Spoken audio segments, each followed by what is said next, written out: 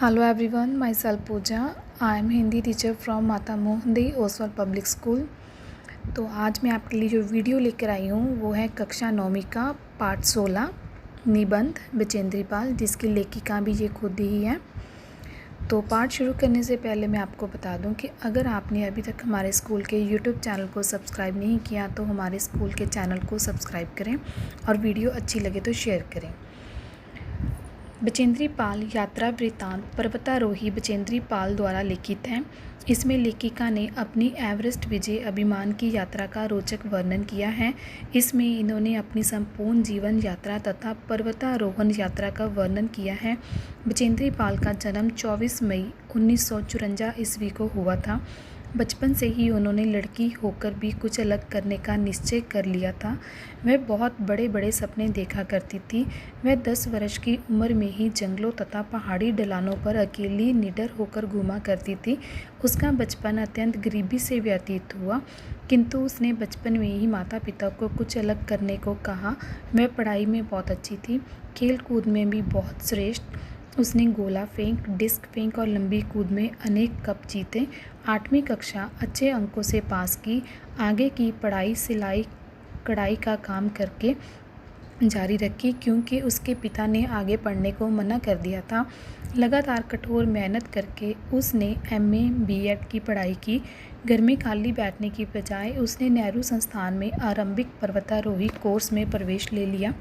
यहाँ बर्फ़ तथा चट्टानों पर चढ़ने के तरीक़ों का अध्ययन किया।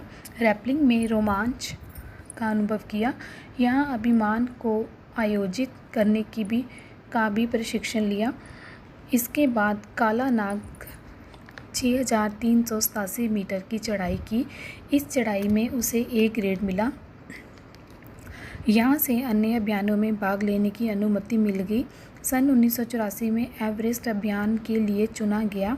इसके लिए 9 मई 1984 को ही सुबह 7 बजे शिखर कैंप से प्रस्थान किया।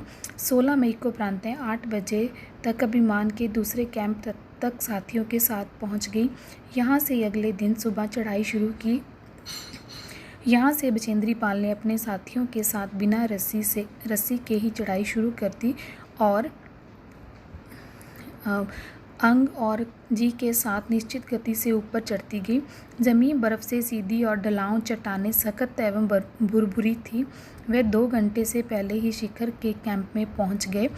अतः 23 मई 1984 के दिन दोपहर 1:07 पर वह एवरेस्ट की चोटी पर पहुंच गई। उसने घुटनों के बल बैठकर सागरमाथे के ताज का चुंबन किया।